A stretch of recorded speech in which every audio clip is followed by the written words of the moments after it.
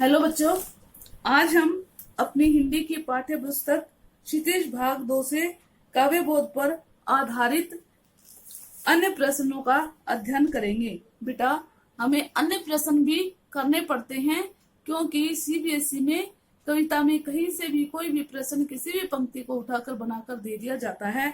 तो कुछ अन्य प्रश्न भी जो हमें इम्पोर्टेंट लगते हैं, महत्वपूर्ण लगते हैं, उनका भी हम डिस्कशन कर लेते हैं।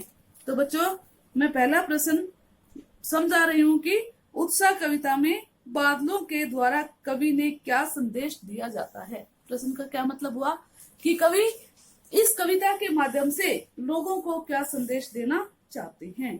बच्चों, उत्साह कविता में कवि ने बादलों के द्वारा आम लोगों को संदेश दिया है।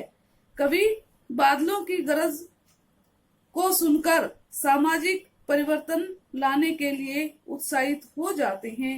कवि ने देखा है समाज में जो ऊंच नीच की भावना थी, जो अमीर गरीब की खाई थी, वो बिल्कुल भी उनको पसंद नहीं थी और उसको दूर करने के लिए वो समाज में क्रांति लाना चाहते थे, जिससे सामाजिक बदलाव आ जाए।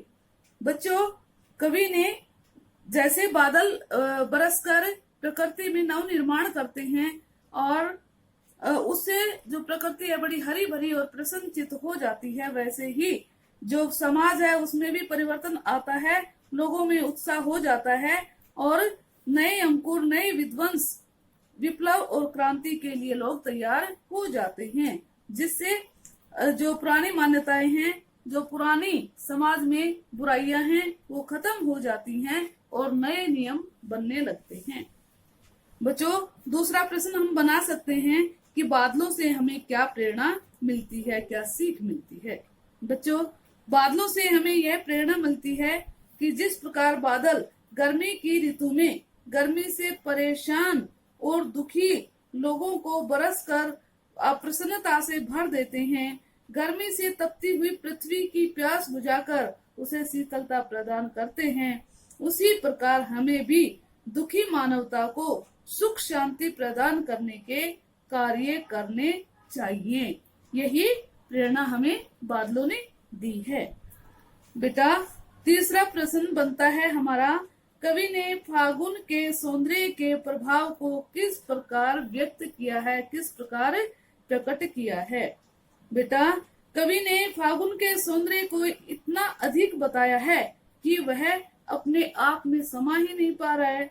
उसका सौंदर्य भावुक मन वालों को कल्पना के पंख लगाकर उड़ने के लिए मजबूर कर देता है, अर्थात मन बड़ा ही चंचल हो जाता है, मन बड़ा ही प्रभावित हो जाता है। उसका प्रभाव इतना अधिक हो जाता है कि उसकी सुंदरता से आंखें हटाने के लिए कोशिश करते हैं तो आंखें हटती ही नहीं हैं।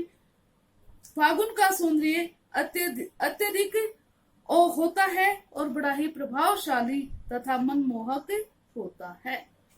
तो बच्चों, ये प्रश्न हो गया हमारा तीसरा।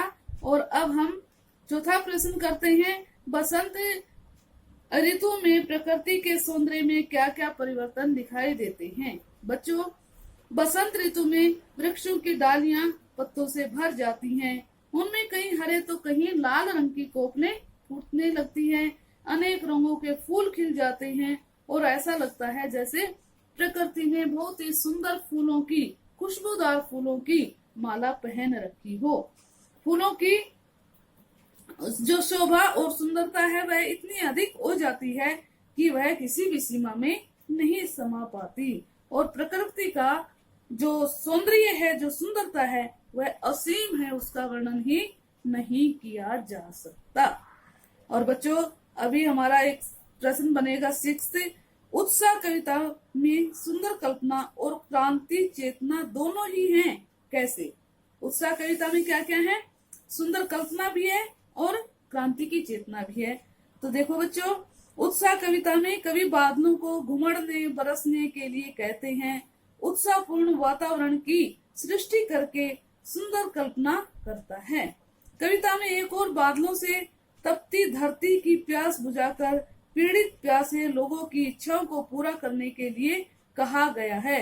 वहीं दूसरी तरफ नई कल्पना और नए अंकुर के लिए बादलों से विध्वंस, विप्लव और क्रांति की चेतना को जागृत करने के लिए भी कहा गया है। इस प्रकार उत्साह कविता में सुंदर कल्पना भी है और क्रांति की चेतना भी है, अर्थात इसमें ये दोनों ही बातें आ जाती हैं।